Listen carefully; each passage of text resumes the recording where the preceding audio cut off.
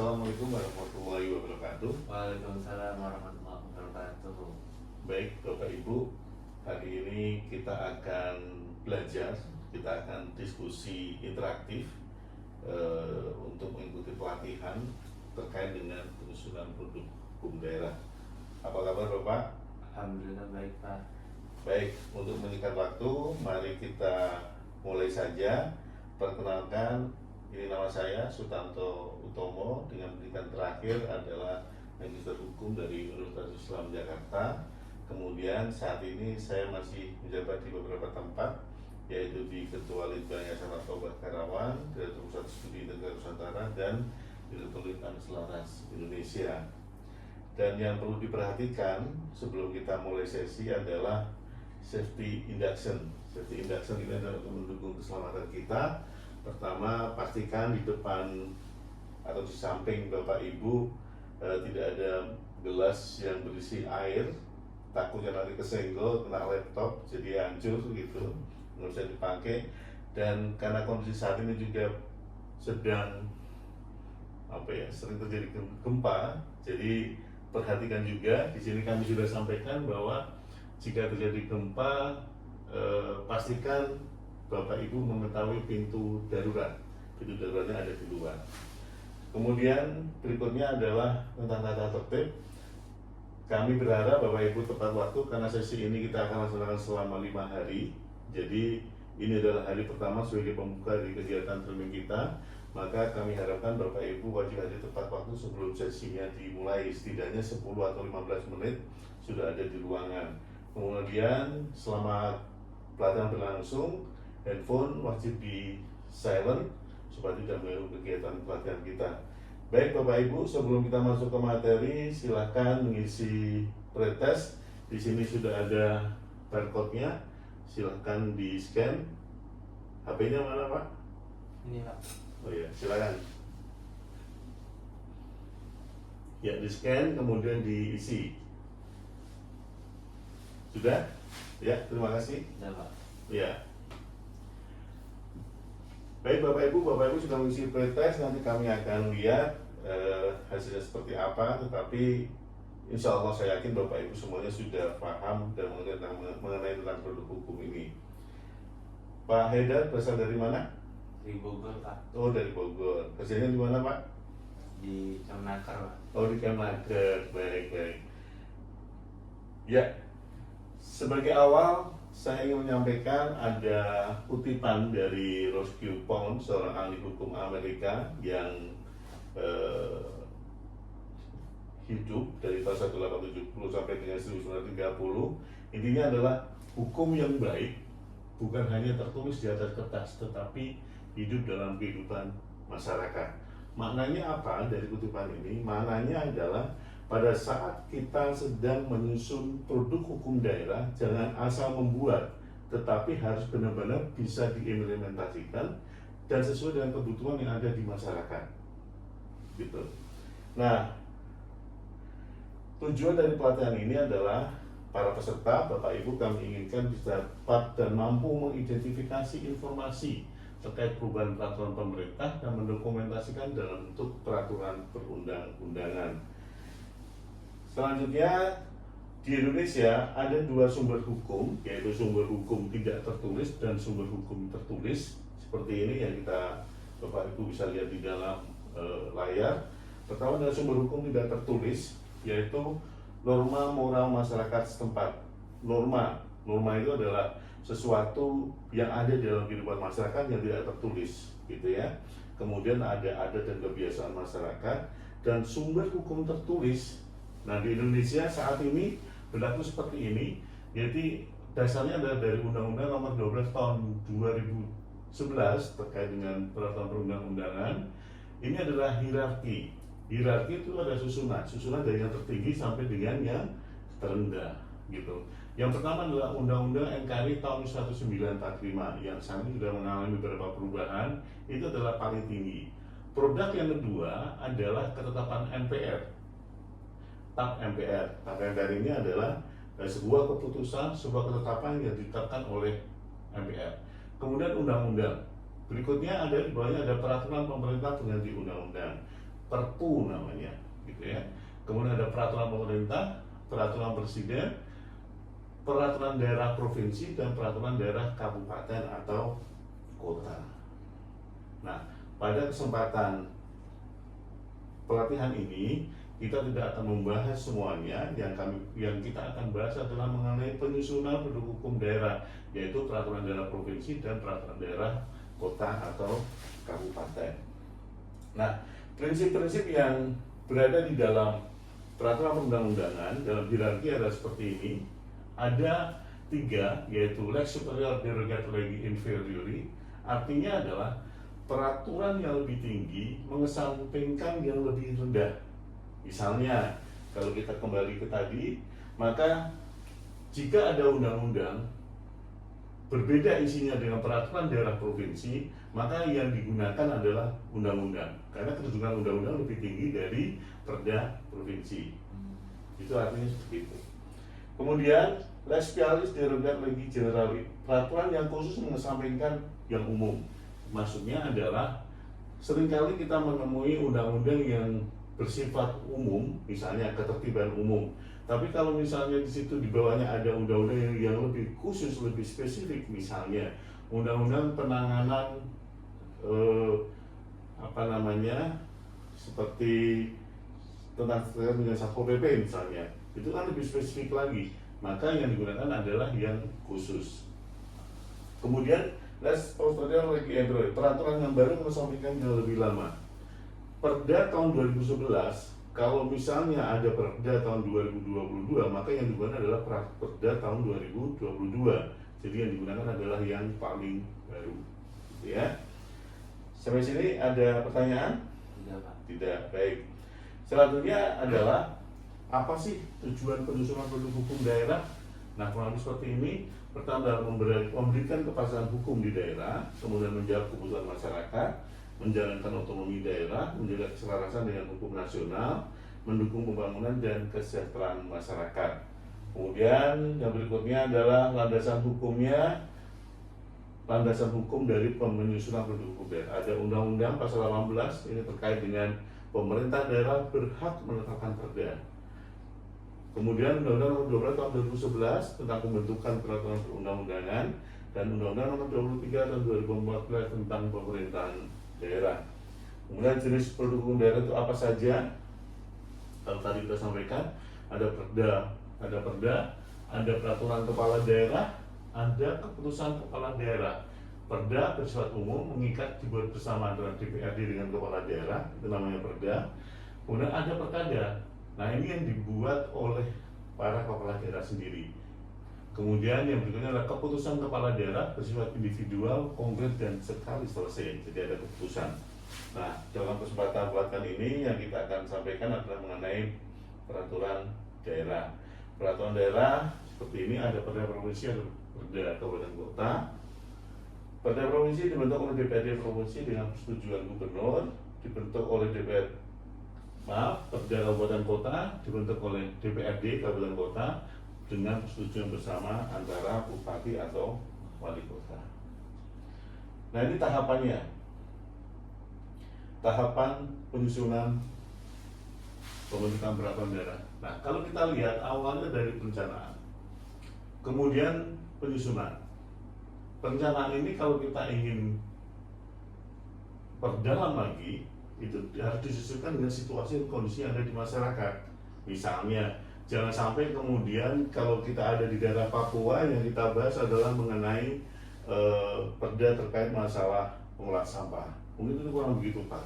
Karena di Papua mungkin kebanyakan banyak, gitu ya. Tapi kalau seperti di Depok atau mungkin di kota Bogor misalnya yang padat, maka diperlukan perda terkait dengan pengelolaan sampah. Gitu. Kemudian penyusunan, nah penyusunan ini banyak yang bisa dilakukan.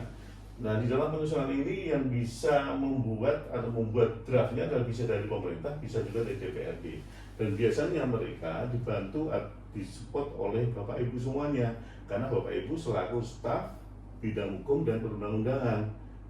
Jadi Bapak Ibu harus memahami terkait dengan pembentukan peraturan daerah, gitu ya.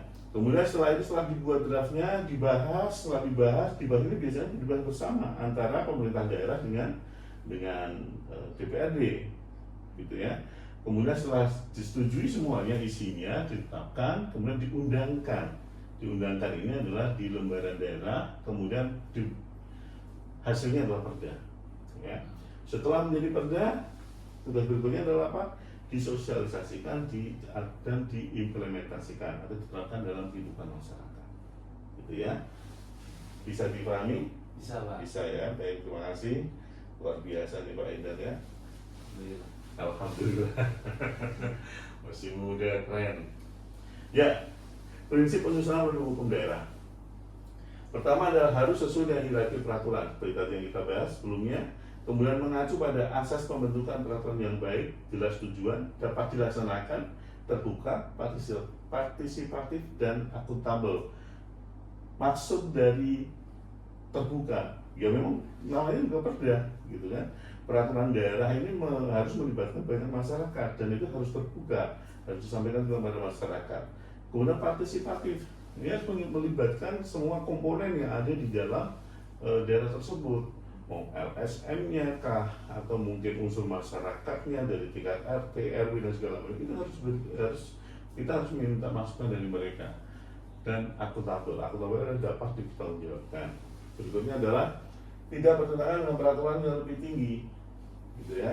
Jadi kalau misalnya kita bikin perda, jangan sampai peraturan perda itu bertentangan dengan undang-undang, karena kebutuhan undang-undang lebih tinggi. Nah kalau terjadi seperti ini, maka yang ada adalah nanti undang-undang yang digunakan, perda nggak akan kepakai lagi, gitu ya. Berikutnya adalah menjamin kepastian hukum, keadilan dan kemanfaatan. Ya, nah ini peran semua pihak dalam arti adalah partisipatif tadi, yaitu pemerintahan daerah dan DPRD, bagian hukum sekretaris daerah, kemudian akademisi dan pakar sebagai penyusun naskah akademik, kemudian dan analisis ilmiah, masyarakat dan organisasi. Ini banyak sekali. Mungkin kesempatan sesi ini kita nggak akan bahas semuanya lebih dengan detail. Karena apa? Karena nanti masih ada sesi berikutnya yang akan membahas lebih detail, gitu ya. Berikutnya adalah 3 hal penting harus perhatikan: harmonisasi, sinkronisasi, dan klarifikasi. Harmonisasi adalah menyesuaikan dengan asas hukum dan sistem hukum nasional, jangan sampai keluar dari undang-undang atau peraturan yang lebih tinggi. Sinkronisasi harus disesuaikan dengan peraturan yang lainnya. Nah ini pentingnya, vertikal ada dengan yang di atasnya, kemudian horizontal adalah dengan sesama perda. Jadi jangan sampai antar perda satu dengan perda yang lainnya bertentangan, gitu ya. Klarifikasi memastikan substansi sesuai kewenangan daerah, jelas dan tidak ditaksir.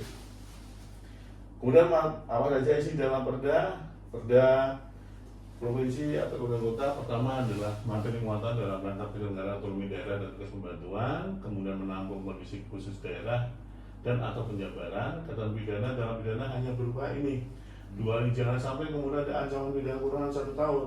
Perda nggak boleh. Kalau sudah lebih dari 1 tahun itu diatur dalam KUHP, gitu ya. Kemudian pidana denda paling banyak 50 juta, nggak boleh. Ya jadi nggak boleh lebih dari 50 juta. Misalnya dikenakan denda 100 juta, itu nggak boleh. Karena perda maksimal hanya 50 juta. Ini hal-hal penting yang harus diperhatikan. Kemudian kaidah penyusunan. Nah ini kerangkanya kurang lebih seperti ini. Jadi ada judul, ada pembukaan, kemudian batang tubuh, penutup, penjelasan kalau diperlukan, dan lampiran juga jika diperlukan. Artinya jika diperlukan adalah penjelasan dan lampiran tidak wajib, gitu ya. Nah ini contohnya, judul memuat keterangan mengenai jenis, nomor, dan seterusnya. Kemudian judul tidak boleh ditambah dengan singkatan atau akronim. Misalnya perda tentang lembaga pemberdayaan masyarakat kelurahan, nggak boleh dikasih singkatan LPMK. Jadi harus utuh satu frasa namanya ini ya, lembaga pemberdayaan masyarakat kelurahan. Atau tentang penyusunan program legislasi, nggak boleh ada singkatan prolegda. Jadi harus utuh, misalnya penyusunan program legislasi daerah, itu sampai sini saja, nggak boleh, tidak boleh ada prolegdanya. Nah ini contohnya, satu kata atau satu frasa itu seperti satu kalimat. Ya. Contoh satu frasa, perda mengenai kemerdekaan menyampaikan pendapat di muka umum, atau perda mengenai atau tentang pajak daerah dan retribusi daerah itu sangat terasa. Kalau satu kata berarti misalnya perda tentang paten misalnya kayak gitu. Walaupun paten diatur dalam undang-undang ya, bukan dalam perda. Nah ini contohnya.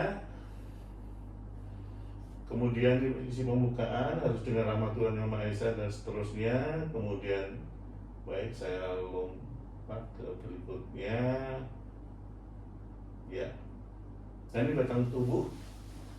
Ada ketentuan umum materi pokok yang diatur, ketentuan pidana, ketentuan peralihan dan ketentuan penutup. Batang tubuh berarti isinya, ya isi dari perda itu sendiri. Nah ini contohnya. Bab 1 mengenai ketentuan umum, bagian ke-1 sudah menunjukkan paragraf 1 ada ketua dan seterusnya, gitu ya.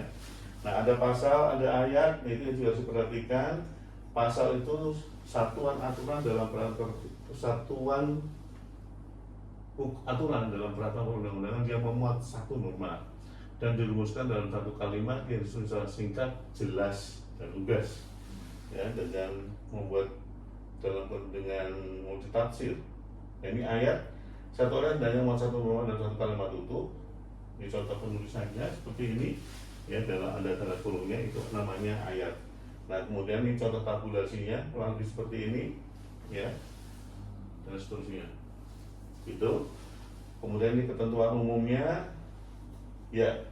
Baik, mungkin itu Bapak Ibu peserta pelatihan yang saya hormati.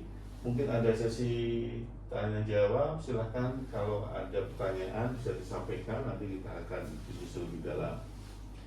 Baik Bapak Ibu, terima kasih atas pertanyaannya, ya.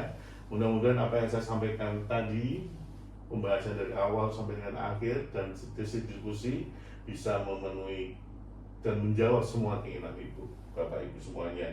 Dan di terakhir silakan mengisi post test sama dengan tadi, dengan cukup scan barcode, ya. Scan barcode-nya sudah kurang lebih 2 menit, silakan diisi. Baik, terima kasih Bapak Ibu yang sudah mengisi post testnya. Ini post test tujuannya apa sih sebenarnya? Ada pre-test, ada post test. Kita ingin menyandingkan antara pertanyaannya kan sama ya, antara pre-test dan post test. Kita ingin mengetahui apakah Bapak Ibu memahami dengan apa yang kami sampaikan. Contoh, di protes mungkin yang benar ada 6 pertanyaan. Kami berharap setelah mengikuti sesi ini, maka nanti hasil penilaiannya nanti bisa lebih dari 60. Tujuannya apa? Kalau misalnya sebelumnya 60, sekarang jadi 90, berarti ada peningkatan pemahaman. Gitu ya. Baik, kemudian berikutnya ada feedback. Tak ada gading yang tidak retak tentunya, gitu ya. Nggak ada sesuatu yang sempurna di dunia ini. Untuk itu kami juga minta bantuannya untuk sesi feedback ini. Silakan diisi, berikan masukan ke kami terkait dengan pelaksanaan kegiatan, narasumbernya, termasuk juga terkait dengan lokasinya, ya, hotelnya apakah sesuai atau tidak dan seterusnya. Baik, itu saja. Bapak Ibu peserta pelatihan yang saya hormati, sekali lagi terima kasih. Dan saya hanya ingin menyampaikan, tadi sekilas saya lihat di dalam sesi diskusi maupun di dalam semuanya sudah bagus, ya. Ada beberapa yang harus diperbaiki, tapi saya yakin Bapak Ibu sudah mempelajari semuanya. Jadi nanti tinggal bagaimana kita memperbanyak literasi, ya, kumpulkan semua partisipasi dari masyarakat sebagai bahan untuk perbaikan dan untuk pembuatan produk hukum di daerah masing-masing. Mungkin itu saja atas paparan ini, dan kami ucapkan terima kasih. Wassalamualaikum warahmatullahi wabarakatuh. Waalaikumsalam warahmatullahi wabarakatuh.